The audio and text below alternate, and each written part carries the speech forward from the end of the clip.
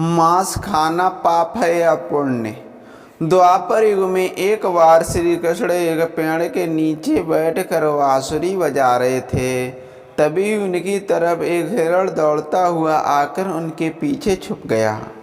वह हिरण बहुत ही घबराया हुआ था। श्री कृष्ण ने हिरण के सर पर हाथ फेरते हुए पूछा, क्या हुआ, तुम क्यों छुप रहे हो? तभी हिरण का पीछा करते हुए एक शिकारी भी वहां पहुंचा और बोला, ये मेरा शिकार है, इसे मुझे दे दो, इस पर मेरा अधिकार है।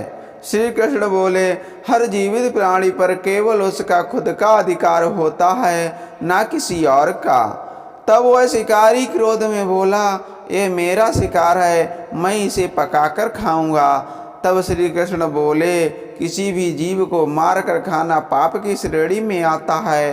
क्या तुम पाप के भागी बनना चाहते हो? क्या तुम धर्म को नहीं मानते? वह शिकारी बोला, मैं तुम्हारे जितना ज्ञानी तो नहीं, पर यह जानता हूँ कि मांसाहार कोई पाप नहीं है और जीवों को मारकर खाने में कोई हर्ज नहीं है, और मैं तो इस जीव को बंधन से मुक्त कर रहा हूँ, फिर क्यों मांसाहार से मना किया जाता है? वैसे भी मैं इसको मारकर नीच योनि से मुक्ति दिलाकर पुण्य ही कमा रहा हूँ, फिर इस पर पाबंदी क्यों? जहाँ तक मैंने सुना है, जीव हत्या को तो शास्त्रों में भी बताया गया है कि राजा लोग शिकार किया करते थे। आप ही बताइए, मांसाहार पाप है या पुण्य? श्री कृष्ण समझ गए कि इसकी बुद्धि मांस खाने के कारण मंद हो गई है और इसमें सोचने समझने की बुद्धि समाप्त हो चुकी है।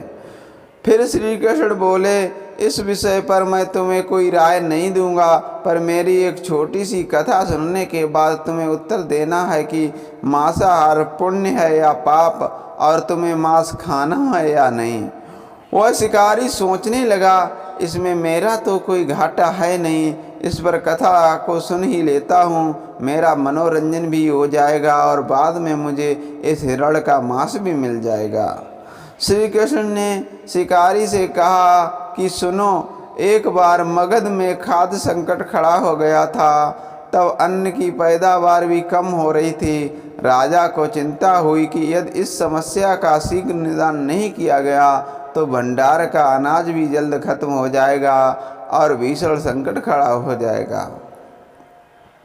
राजा ने अपनी सभा में मंत्रियों से पूछा, देश की खाद्य समस्या को सुलझाने के लिए सबसे सस्ती वस्तु क्या है? सभी मंत्रीगण सोच में पड़ गए, क्योंकि चावल, गेहूं, आलू आदि पदार्थों को उगाने के लिए बहुत श्रम करना पड़ता है। तब मांसाहार का शौक रखने वाले एक मंत्री ने सोचा कि यही उत्तम अवसर है जिससे अंधाधुंध शिकार के लिए राजा की अनुमति ले ली जाए। उसने सभा में कहा कि मांसाहार से सस्ता खाद्य पदार्थ कोई नहीं है, इसके लिए धन का खर्च भी नहीं है और पौष्टिक खाना भी मिलता है। सभा में सभी मंत्रीगणों ने इस बात का समर्थन कर दिया, लेकिन मगध के महामंत्री अभी भी चुप थे। राजा ने पूछा, आप चुप क्यों हैं?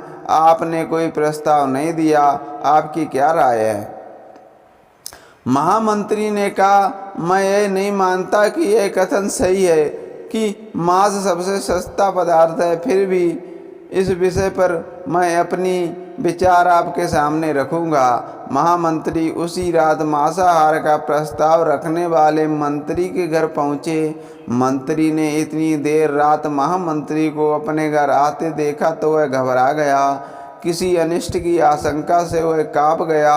महामंत्री ने कहा, संध्या को महाराज बीमार हो गए हैं, उनकी हालत बहुत ही खराब है। महामंत्री ने कहा कि किसी शक्तिशाली शरीर का मांस मिल जाए तो राजा के प्राण बचाए जा सकते हैं। आप महाराज की सबसे विश्वास पात्र हैं, इसलिए आपसे अच्छा और कौन होगा। इसके लिए आप जो भी मूल्य लेना चाहें ले सकते हैं। आप कहें तो इस काम के लिए मैं आपको 1,00,000 स्वर्ण मुद्राएं भी दे सकता हूँ, एक बड़ी जागीर भी आप मांग सकते हैं, बस मैं तलवार से आपका थोड़ा मांस निकाल लूँगा। यह सुनकर मंत्री के चेहरे का रंग उड़ गया। वह सोचने लगा, जब जीवन ही नहीं रहेगा तो 1,00,000 स्वर्ण मुद्राओं का मैं क्या करूँगा, और बड़ी जागीर भी किस काम आएगी।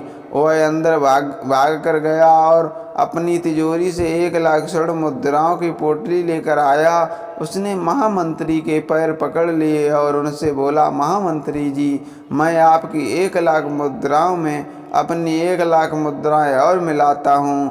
आप किसी और मंत्री का मांस खरीद लें, किंतु मुझे जाने दें।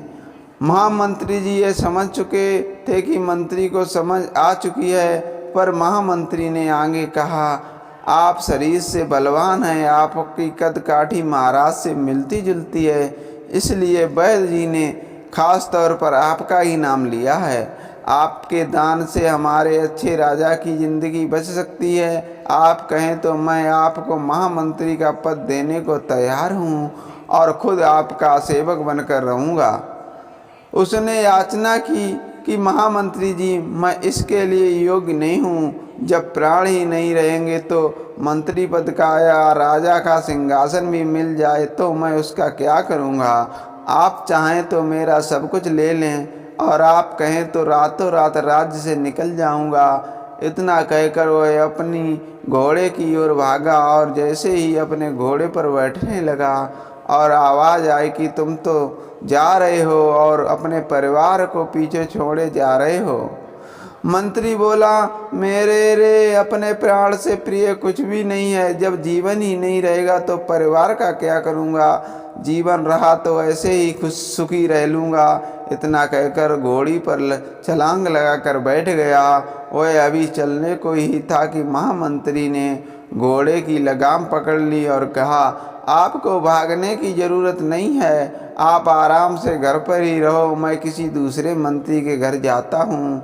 यह कहकर मंत्री वहाँ से चले गए। महामंत्री के जाने पर मंत्री के अंदर कुछ जान तो आई, परंतु उसकी नींद खराब हो चुकी थी।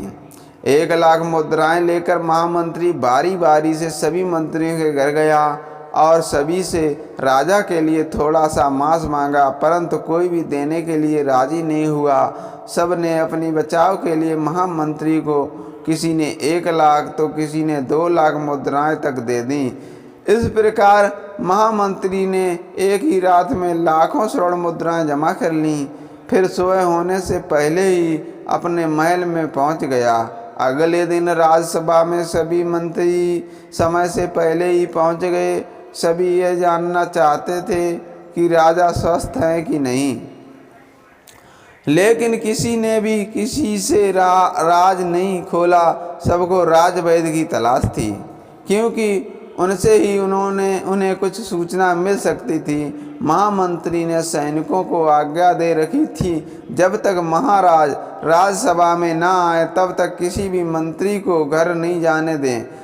राजा सभा में आकर अपने सिंहासन पर बैठे। सभी मंत्रियों ने सोचा, राजा तो स्वस्थ लग रहे हैं। महामंत्री ने झूठ बोला।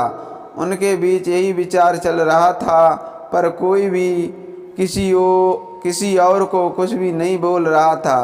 तभी महामंत्री ने राजा को समक्ष 40,00,000 स्वर्ण मुद्राएं रख दी।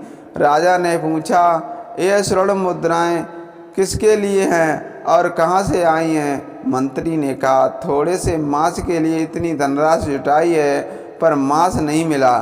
अपनी जान बचाने के लिए मंत्रियों ने यह मुद्राएं दी हैं। अब आप ये विचार कीजिए कि मांस कितना सस्ता है।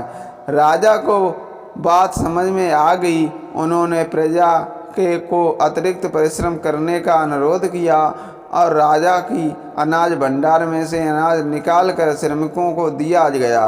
उन्होंने पौष्टिक सब्जियों की खेती का तुरंत आदेश दिया। उन 40,00,000 स्वर्ण मुद्राएं इस कार्य के लिए और श्रमिकों के कल्याण के लिए खर्च की गईं। इस तरह अनाज तेजी से पैदा होने लगा और कुछ समय बाद मौसम भी अनुकूल हुआ और खेती लहराने लगी। राज्य से खाद्य संकट दूर हो गया। श्री कृष्ण से यह ज्ञान पाकर शिकारी की आंख खुल गई और उसने ज्ञान की प्राप्ति हो गई। वह जान गया कि मानवता जीवन लेने में वह जान गया कि मानवता का जीवन लेने में नहीं बल्कि जीवन देने में है। शिकारी भगवान श्री कृष्ण के आगे हाथ जोड़कर वापस चला गया और उसने कसम खाई कि वह अपनी संपूर्ण जीवन में किसी को भी कभी चोट नहीं पहुंचाएगा। श्री कृष्ण हमें इस कथा के जरिए समझाना चाहते हैं कि हम ये ना भूलें कि जिस तरह हमें अपनी जान प्यारी है उसी तरह सभी जीवों को अपनी जान प्यारी होती है। दोस्तों, कहानी अच्छी लगी हो तो लाइक और चैनल को सब्सक्राइब अवश्य करें। धन्यवाद।